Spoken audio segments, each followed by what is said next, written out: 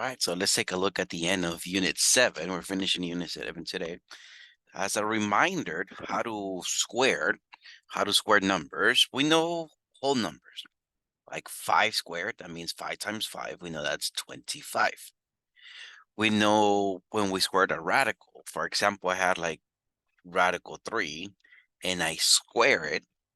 We mentioned yesterday that radicals, square roots and square exponents, they cancel each other out. I said exponents and radicals undo each other. So in this case, we're going to get a 3, right? We get the number on the inside. And we will practice. We will practice on some numbers. What if I have both? As an example, what if I have something like 3 radical 7? And I have to square all that. What I will ask you is square each number individually. So square the whole number, square the radical, and then combine. So what I mean with that is square the 3, so 3 squared, square the radical. I know 3 squared is 9, so I'm looking at each individually. So square root of, 3 squared is 9. Square root of 7 squared, I just get the number on the inside, so 7. And then when I combine them, 9 times 7 will give me 63. So again, we're going to have a whole number, square the whole number, square the radical, and square both combined. So looking at question number 13, state if the 3 sides lengths form a right triangle. Okay, so yesterday we talked about the Pythagorean theorem. Remember I said a squared plus b squared is equal to c squared. That happens on the right triangle. Now, C is the biggest side of all 3, so obviously C squared is the biggest of all 3. Now here we're not given which one is C, but we can square each number, and I'm going to say the biggest one is C squared. So let me square each number. So 11 squared, right? 11 times 11, that will give me 121. So I squared this one. My second number, let me square that. The square root of 82 all squared, I just get 82. And the square root of 203 all squared. Again, radicals and exponents undo each other. So in this case, square roots and squared exponents undo each other. So I get 203. Notice how the numbers that I gave you, the list of numbers, I didn't quite write them from small to large, large to small. So don't assume that the large number is always at the end. Okay, it might in my examples, it might, who knows, but don't assume it will always be at the end, the biggest number. Instead, square each number given and then get the actual numbers. Okay, so then you'll be able to compare which one is the biggest. So now here, what I'm going to do is I'm going to add the 2 smaller numbers. So 121 plus 82, or better yet, to not confuse some people, let me just go from small to large. 82 plus 121. It is the same thing. It's just that I want to go from small to large so some people get to see that actually the biggest number is at the end. So 82 plus 121, and then I'm saying it is equal to 203. My question here, it is like a yes or no type of question. It's 82 plus 121 equal 203. Right? Use a calculator if you need to. In this case, yeah, it is a true statement, right? 82 plus 121 is 203. So in that case, yes, these 3 sides form a right triangle. If that statement didn't make sense, and what I mean with it doesn't make sense, is something like 2 plus 3 equals 7. But if something that is not true, then no, that's not a right triangle. Let's take a look at question number 14. Let me square each of my numbers. I'm going to go 11 squared, the square root of 101 all squared, the square root of 225 all squared.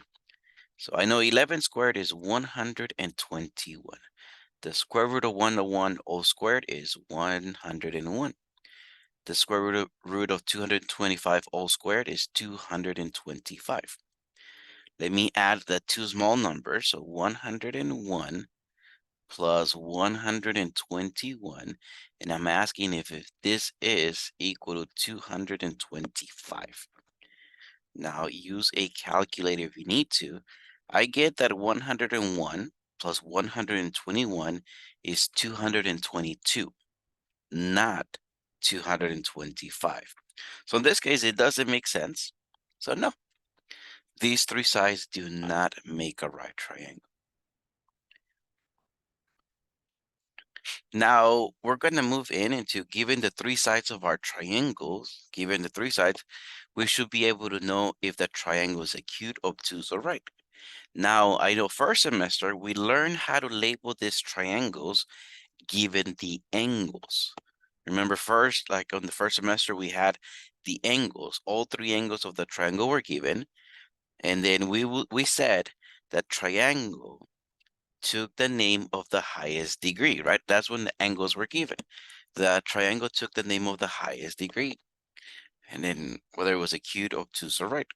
Now, in this case, I don't see the angles. In this case, I see the sides. We know, we know Pythagorean theorem. We know that a squared plus b squared is equal to c squared.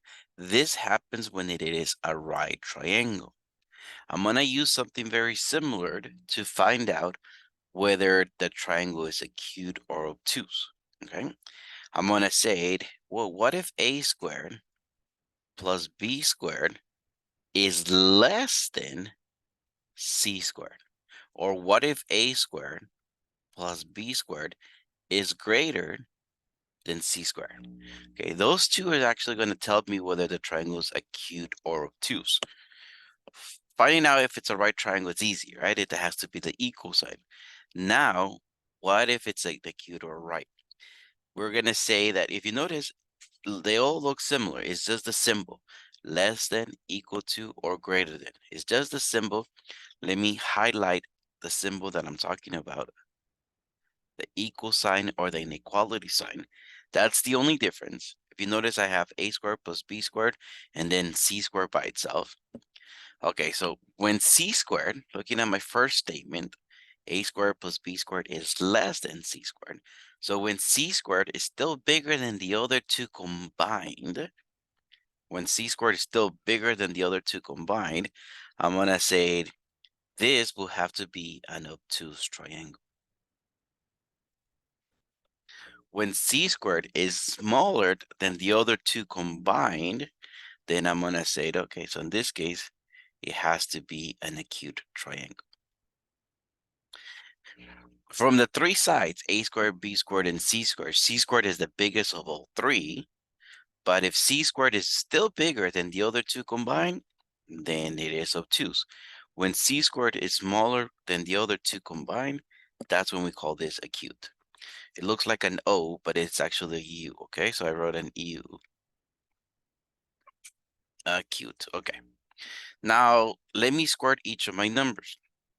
Again, remember how to square a whole number, remember how to square a radical, and remember how to square a combination of both. So let me change for red so we see the difference in here.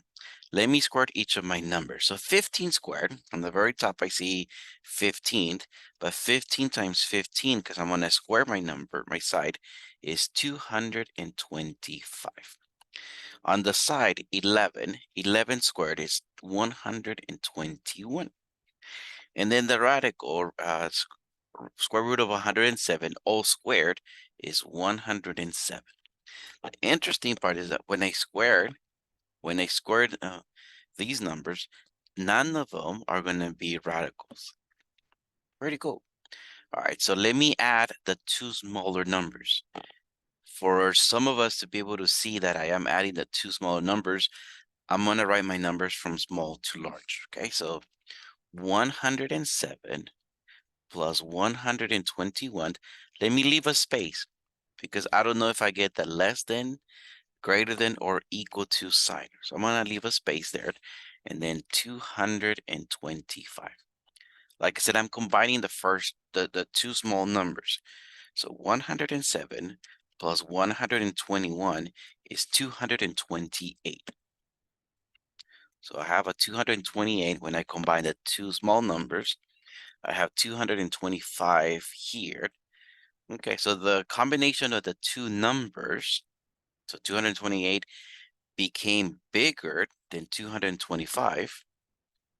Okay, so this case, I'm gonna call this acute. I know inequality signs, sometimes people struggle. Okay, is this greater than? This is greater than, and then this is less than. Okay, now for us to remember how are these things called and what do they actually mean? Something that we get the sign greater than is something like 7 is greater than 5, right? Something like that. And then the less than sign is something like 2 is less than 3. Now look at that as a mouth, right? In junior high, middle school, they like to call that the mouth of an alligator. And it wants to eat the bigger number. Notice on 7 greater than 5, the bigger number is first, right? 7 is greater than 5. On the second inequality, 2 less than 3, the bigger number is listed after. So notice how the mouth is open towards the big number. Now, the name of the inequality is based on the first number. If the first number listed is bigger, so we call the inequality sign greater than, kind of like 7 is greater than 5. When the first number listed is smaller, we call the inequality sign less than, kind of like 2 less than 3. So the name of the inequality sign is based on the first number. Okay. Now, some people are like, well, why a mouth? Why is really a mouth? That's actually how it got convened later.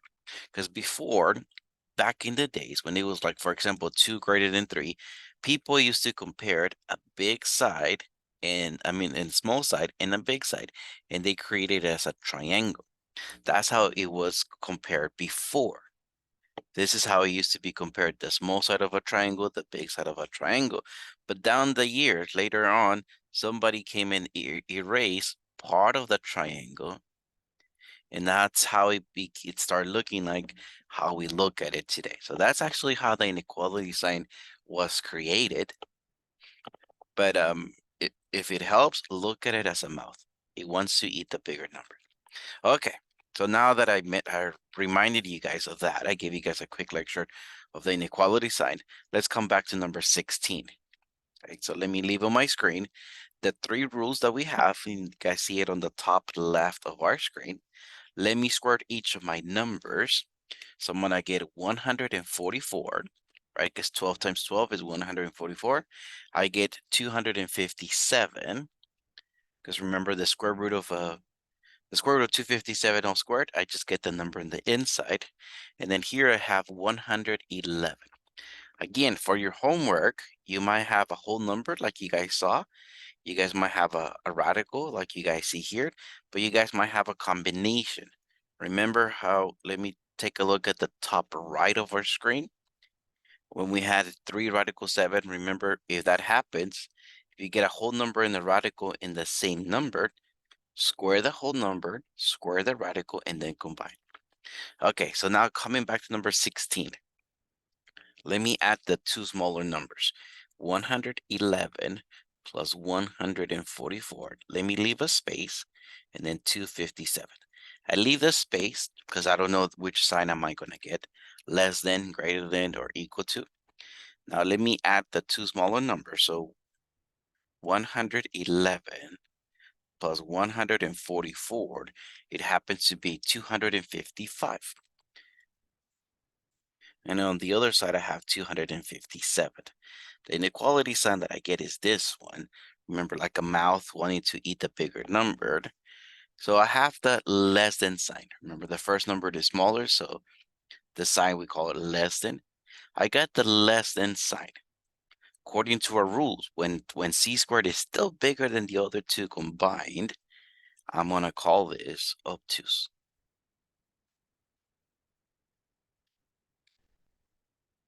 And if I get an equal sign, we saw an example in of acute, we saw an example in obtuse, and if I get an equal sign, then we know that's a right triangle. We've been working with those, so you guys should be okay with your homework in this case. Now, for the next rule, we're going to be looking at the 45, 45, 90. This coming two rules, the 45, 45, 90 and the 30, 60, 90 are very, very important. We end up using those later in Algebra 2 and math analysis. So this is a rule that you guys are actually going to learn. We use it to form later in math analysis, we call the unit circle. It's a circle that we use a lot. And then we start using it already in Algebra 2. So it's a rule, it's a couple rules that are, I'm not going to say that's simple to work with, but you will be working with them for the next few years, okay? So let's take a look at the first rule, 45, 45, 90, and that's its representation of the angles. I see my angles, one of them is 45, the other one is 90, but even though this third number is not given, I can find out that it's a 45 degrees. Remember how we learned back in the first semester that the three angles of a triangle have to add up to 180. So if I give you two angles, you can figure out the third one. But I'm just going to say that it will be either 45, 45, 90 or 30, 60, 90. So it is one of the two rules that we're going to be working with. And then given a side, because I'm only going to give you guys a side. Notice how number 17, I gave you the hypotenuse. And there's two unknowns, x and y. And number 18, I gave you one of the legs. And there's two unknowns, x and y. The instructions are based on just one of the sides, you should be able to figure out the other two sides, right? It says find the missing side lengths in plural and leave your answers as radicals in simplest form, okay? So you're gonna have to deal with some radicals. So again, given one side, you should be able to figure out the other two. But let me come over and let me explain this rule first. Let me get a blank screen. I'm going to explain the rule. I'm going to explain that a 45, 45, 90. Let me just give an example here. There is a quick formula how we're going to be able to solve this. So again, I have a 45, 45, 90. That's representation of the angles. Because two angles are the same. Remember in the first semester, you guys learned the triangle inequality theorem. Remember the smallest angle was opposite from the smallest side. The biggest angle was opposite of the biggest side. You guys learned that the first semester. Now here, because two angles are the same, there are two sides that are the same. If I take a look at one of my angles, the opposite side is this one. When I take a look at the other 45-degree angle, the opposite side is this one. So these two sides, basically the two sides that make the 90-degree angle, are both equal. Okay, so that's based on the 45, 45, 90. Two angles are equal. I mean, two sides are equal. Now, let's say I give you one side just to have a number. Let's say I tell you that this is 6. One of the sides is 6. If I give you one of the sides, then you should be able to tell that the other side is 6 as well. If I give you one side, then you know the value of the other side. You're going to see that right now, right? If you remember one of my examples, I gave you the side, one of the legs. And then the hypotenuse, there is a quick formula. We saw it actually yesterday. We saw a formula, but for right now, let's just call it X. I remember in my previous lectures, I mentioned when this thing came out, I mentioned, it's interesting when the two sides that make the 90-degree are the same length. Pretty cool about the hypotenuse. I said that. So for right now, let's just say, let's call it X. Okay, for right now. I remember Pythagorean theorem. For Pythagorean theorem, I'm going to go 6 squared plus 6 squared is equal to X squared. Always rely on Pythagorean theorem if you forget the rule. So there's going to be a rule. From 6, I'm going to be able to solve the hypotenuse in one step if I remember the rule. But I'm approaching the rule first. I'm not, haven't said it yet. I'm showing you guys how to figure out using Pythagorean theorem. I know 6 squared is 36. So I'm looking at this as 36 plus 36 is equal to X squared. I know 36 plus 36 is 72. So I'm just going to say that 72 is equal to x squared. So that means the square root of 72 is equal to x. But I know I have to simplify my radicals. So let me push this up a little.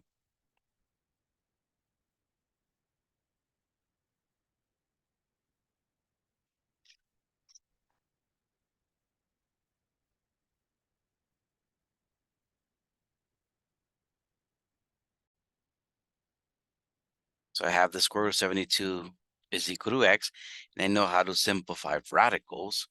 Right, I'm going to think of this as two radicals. I'm going to think of 36 times 2 is equal to 72. I know 36 is a perfect square, so I'm just going to say 6 times radical 2 is equal to x. Right, 6 radical 2 means 6 times radical 2 is equal to x. So here, I solve that this is 6 radical 2. Now, I said we were going to be able to solve this using a quick formula. The two sides are equal. The two sides that make the 90-degree, the two legs are equal.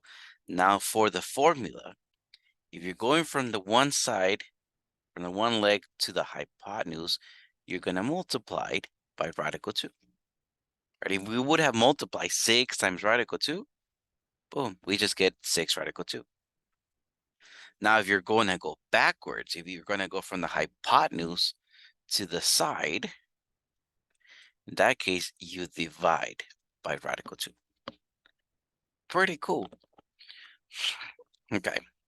So using the formula, I showed you guys how the formula was invented. Now, knowing the formula, let's take a look at number 17. I'm going to solve for one of the sides. In this case, let me solve for y. I'm starting from the hypotenuse. So to solve for y, right, I don't have to solve them in alphabetical order. I'm just going to solve for y now. So to solve for y, I'm going to go 10 divided by radical 2. Right, the 10 is the hypotenuse, so starting from the hypotenuse, you divide by radical 2. Now, we learned already that when we have radicals, when we have fractions, we cannot have radicals at the bottom. So I got to simplify this, right? It is a radical, but it's not in simplest form. So we learned that when there's a radical at the bottom, I'm just going to multiply top and bottom, in this case by radical 2. So that gives me 10 radical 2 over 2. Because I'm going to get radical 2 times radical 2 is radical 4, but the square root of 4 is 2. So I have 10 radical 2 over 2, which simplifies to 5 radical 2. See how my fraction 10 over 2, I simplified it to 5. Okay, so y is 5 radical 2. Cool. For x, I'm not going to do much work. I'm just going to say x is 5 radical 2. Remember how to type in your radicals. For the number 5 radical 2, remember the way you type it is 5 RAD for radical, and then inside parentheses you write a 2. So 5 radical 2, all combined. You will be asked in your homework to solve for x and y, not just one. You'll be asked to solve for both. The good thing is in this one, the two legs, the two sides that make the 90-degree angle are equal. So for number 18, if I want to solve for y, it's 4. Right? For 18, it's easy because one leg is 4, so the other leg is 4 as well. Right? The two sides that make the 90-degree angle, if you guys see this side and this side, the two sides that make the 90-degree angle are equal. So it's easy. For the hypotenuse, in this case for number 18, to solve for x, I'm going to go the side, which is 4, multiply it by radical 2. So times radical 2. And we just call that 4 radical 2. And the way I type it is 4 RAD and inside parentheses 2. So if I'm getting the hypotenuse, I multiply by radical 2. If I'm starting from the hypotenuse, like number 17, if I'm starting from the hypotenuse, then I divide by radical 2. That's pretty cool. The 45, 45, 90 is pretty cool. Now, the 30, 60, 90, here, number 19 and 20, let me describe how it got created, okay? So again, we're gonna be able to work a formula, but let me show you guys how that formula was invented. So it started from a 60, 60, 60. And let's just say, I'm just gonna write a 60 here, but let's just say that all the angles are equal, right? 60, 60, 60. They do add up to 180, so we're following the rules. Let's assume that all the sides are straight. A couple of them came out crooked, but let's assume they're all triangles, okay? So 60, 60, 60. So that means all the angles are equal, all the sides are equal. Just to see it, just to use a number as an example, let's just say each side is 8. I'm just gonna write an 8 there. And then we know that this side at the bottom is 8 and this side is 8. And as a matter of fact, let me just do complete the angles. So all angles are 60, all the sides are equal. And like I said, just to use a number as an example, let's call it 8. But then somebody decided to create a triangle here. They said, what if I create a 90-degree angle here? That cuts the 60-degree angle on the top, it cuts it in half. So now it's 30. And now you guys can see I have a 30, 60, 90. The hypotenuse of my triangle, my red triangle, is still 8. It's still the number to begin with. But then the side at the bottom, the side opposite from the 30 degrees, if you notice, is not 8 anymore. The 8 at the bottom, it got broken into 2 halves, 4 and 4. So one thing I want you guys to see is that the smallest side, because remember the smallest angle is opposite from the smallest side. Again, you learned that in first semester. The smallest side is half of the hypotenuse. So if I give you the hypotenuse, you know the small side is half of it, right? If I give you the hypotenuse is 8, you know the small side is 4. If I say the hypotenuse is 10, the small side is 5. If I say the hypotenuse is 3, well, the small side is 3 halves, right? Some people call it 1.5. Let's just keep it as fractions, right? 3 over 2, right? The small side is half of the big side. Nice. Again, I'm looking at my red triangle. So let me erase, oops, let me not erase that. Okay, so we had a triangle here. Things got confused. So we said this is a 30, 60, 90. The big side was 8 and the small side is 4. We said that. This third side right here, let me call it X for right now because I don't know what value it is. It has a formula. It has a formula. We just learned right now that from the small side to the hypotenuse, you multiply by 2, and going backwards, you divide by 2. We just saw that. But there's going to be a formula from the small side to this other side, and obviously backwards. For right now, let me use my Pythagorean theorem. I'm going to say 4 squared plus x squared, it's equal to 8 squared. So I have that 16 plus x squared is 64. Now I want the x squared by itself, so I gotta move the 16 over. So this positive 16, let me move it over as a minus 16. Don't forget to switch the sign. So I have that x squared is equal to 48. Okay, 48 because 64 minus 16 is 48. So that means that x is the square root of 48. Now 48, I can simplify this. I'm going to think of 16 times 3. One of my numbers had to be a perfect square, and 16 is a perfect square. So that simplifies to 4 radical 3. Okay. So I'm going to say this is 4 times radical 3. The formula, if I gave you the small side, is you multiplied by radical 3. From the small side to the second side, to the medium side, you multiply by radical 3. Now, if you're going backwards, then you divide by radical 3. Okay, a little interesting. Might be a little confusing. You will have to remember these. So starting from the small side, let me highlight. I always start from the small side.